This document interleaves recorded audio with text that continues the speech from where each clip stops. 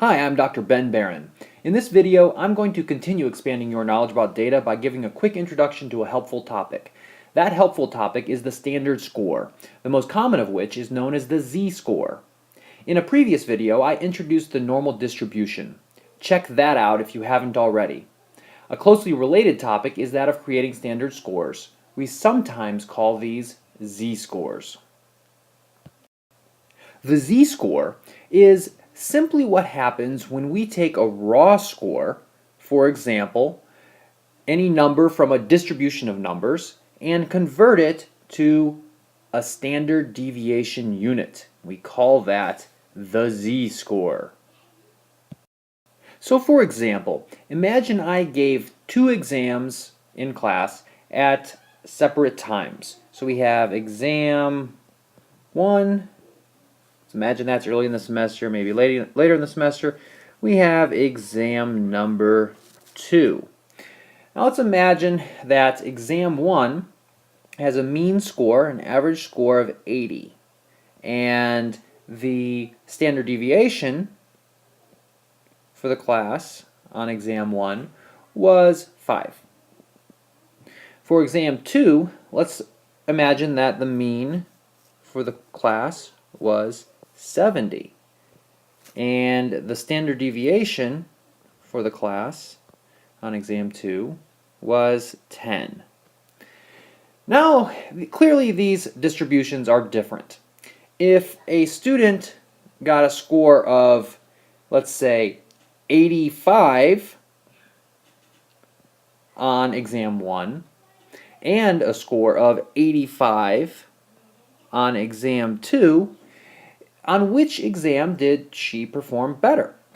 It's tough to compare because the distributions noted by the means and the standard deviations are quite different. It's tough to directly compare 85 on exam 2 with exam 1 score of 85. We can't say they're the same because the distributions are different. So that's where Z-scores can help. So let's put these scores into standard deviation units. Now putting a score into standard deviation units or into a Z-score is actually quite easy. There's a quick little formula. It goes something like this. A Z-score is equal to whatever score you got, the individual score, minus the mean of the distribution divided by the standard deviation.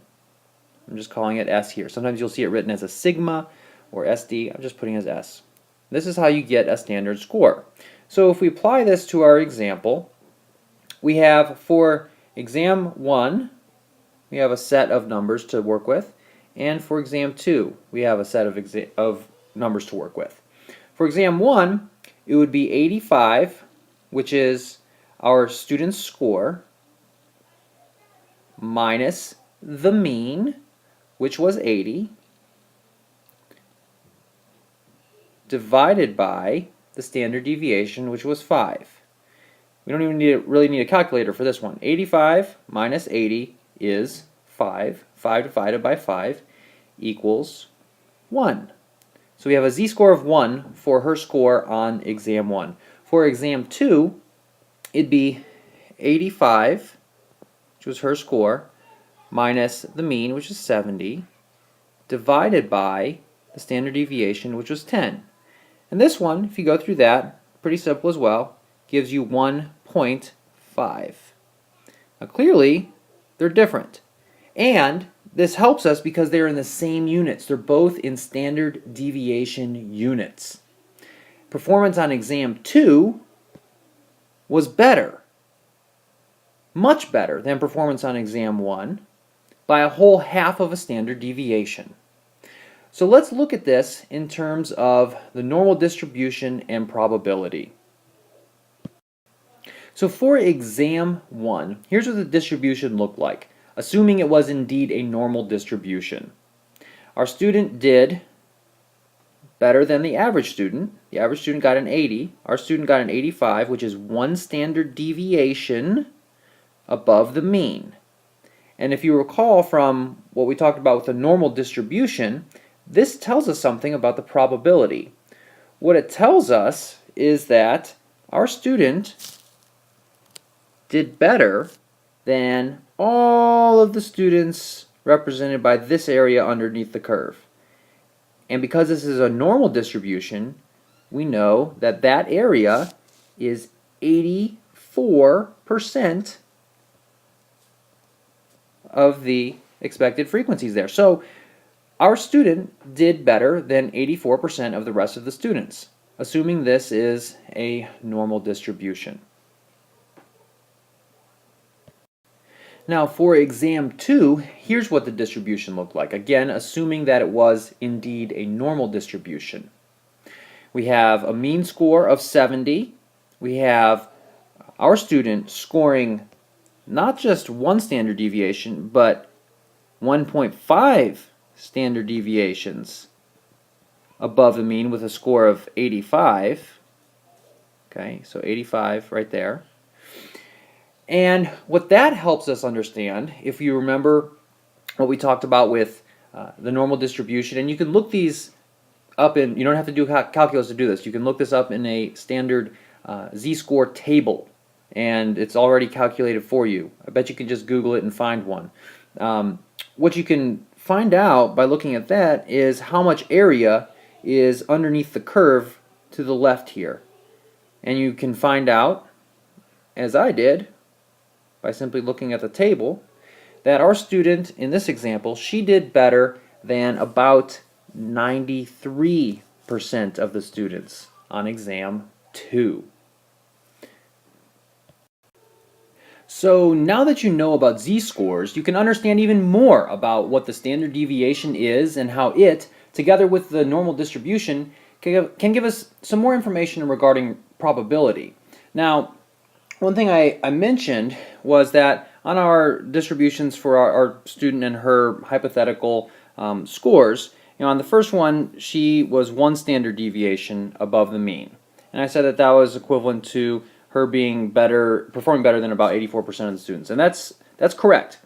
But what it also means is that for any score that is more than 1 standard deviation above the mean, it means that if we just grabbed a random score out of the sample of scores, that we'd have about a 16% chance of grabbing one that was greater than 1 standard deviation. A similar principle applies for the second example, in which it was 1.5 standard deviations. It would just be a smaller probability of having a score above that, right? So it would be less than 7% actually, because we had about 93% of scores are going to fall less than 1.5 standard deviations above the mean, because that's right about here. So if we grabbed a score at random out of the sample, we'd have about a 7% chance of having that score be above 1.5 standard deviations above the mean. Congratulations! You've now put another tool in your mental toolbox to help you understand the wonderful world of data. To learn more about related topics, go ahead and subscribe to this channel. Follow me on Twitter, I'm @BenBaron, and visit my website, www.benbaron.com. Thank you very much for watching, and have a terrific, super fantastic day.